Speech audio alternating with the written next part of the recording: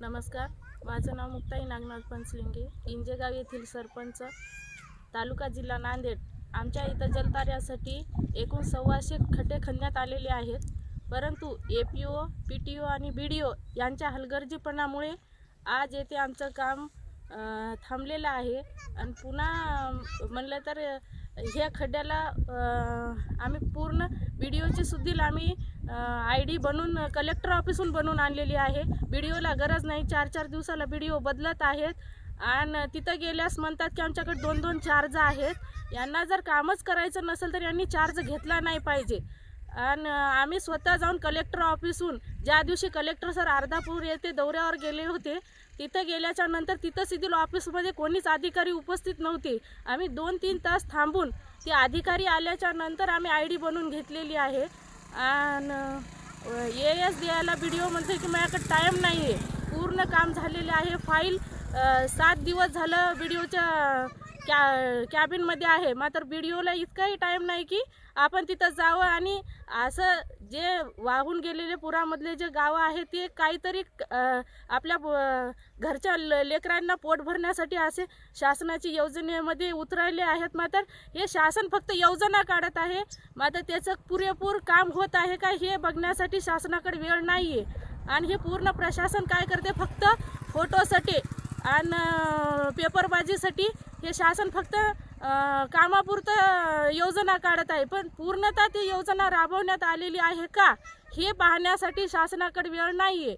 तुम्हाला मौजे पाटोदा येथील ज्या सरपंचांनी विकास काम करण्यास मुख्य किरदार भूमिका गाजवली, तिथं मुख्य किरदार कोण असतील? जे बी काही सरपंच असतात ते पूर्ण कामं ऑफिसद्वारेच केलेले राहत असतात। सरपंचाच्या हातामध्ये काय असतं, सरपंच फक्त काम करू शकतो, मात्र प्रशासन साथ देत नसेल तर सरपंच काही करू शकत नाही। आणि पाटोद्याचे जे सरपंच जे आतापर्यंत जे कामं केलेले आहेत त्यांना पूर्ण प्रशासन त्यावेळेसचं साथ दिली होती, म्हणून पाटोद्याच्या सरपंचांना इतका विकास केलेला आहे का आतापर्यंत पाटोद्याचं नाव घेतलं जातं का दुसऱ्या सरपंचाचं आतापर्यंत नाव घेतलं जात नाही? कारण हे घाणेरडे प्रशासन झाले, यांना गरज राहिली नाही, यांना फक्त पैशाची गरज राहिलेली आहे। आम्हाला कित्येक वेळेस पैशाची मागण्या करत आहेत आम्ही गेल्या परत ऑफिसला, कारण पैसे दिले त्याचेच कामं होतात। मात्र हे स्त्री जे 4 वर्षापासून जे फिरत आहे, 4 वर्षापासून हे बाईट देत आहे, उपोषण करत आहे, फक्त या नावाला स्त्रीला म्हणतात की आम्ही इतकी स्त्री पुढे जावा म्हणून आम्ही हे करत आहोत ते करत आहोत, काही नाही। तुम्ही वरिष्ठांकडे डेप्युटी CO MRGS असतील आणि नरेगाचे डेप्युटी कलेक्टर असतील यांच्याशी संवाद साधला नाही का? आम्ही गेल्या 3 दिवसापासून डेप्युटी CO आपले MRGSचे CO यांच्याकडे वारंवार जात आहोत।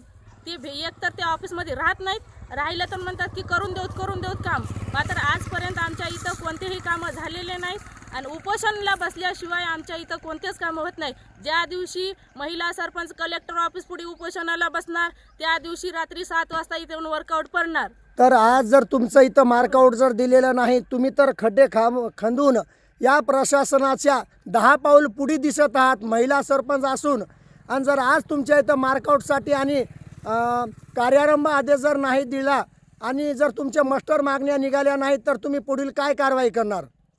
आम्ही प्रशासनाला तसं आम्ही पत्र पण केलेलं, ते जर ऐकत नसेल तर आम्ही पुढे आपल्या औरंगाबाद येथे जाऊन उपोषणाला बसणार आहोत। आणि हे खड्डे जे खणलेले आहेत ते आज रोजगार 4 दिवस झाले, शनिवारी खड्डे खणलेले आहेत, 4 दिवसापासून आज येतो उद्या येतो, आज येतो उद्या येतो, ह्या आमच्या नागरिकांना आश्वासन देत आहे। 4 दिवस झाला आज त्यांची मजुरी बुडलेली आहे आणि 4 दिवस झाला आज इथं बसून आहेत, मात्र कोणताही ऑफिसचा अधिकारी येऊन इथं बघत नाहीये।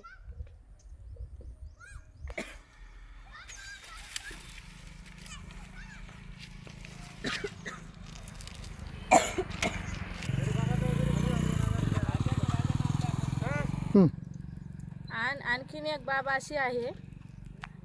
बाब अशी आहे की जे नांदेड येथील जिल्हा अधिकारी आहेत कलेक्टर सर यांच्या जे आदेश आहेत, यांनी जे योजना राबवली आहे शासनासाठी की जलतारा, या योजनेची नांदेड पंचायत समिती येथे त्यांनी या योजनेला कलेक्टर सरची कचऱ्याची टोपली असे मानत आहेत, कारण त्यांना हे शेतकरी कचरा दिसत आहेत आणि हे शेतकऱ्यांचे जे बी काही कष्ट आहेत हे त्यांना काय कुठून दिसणार आहे?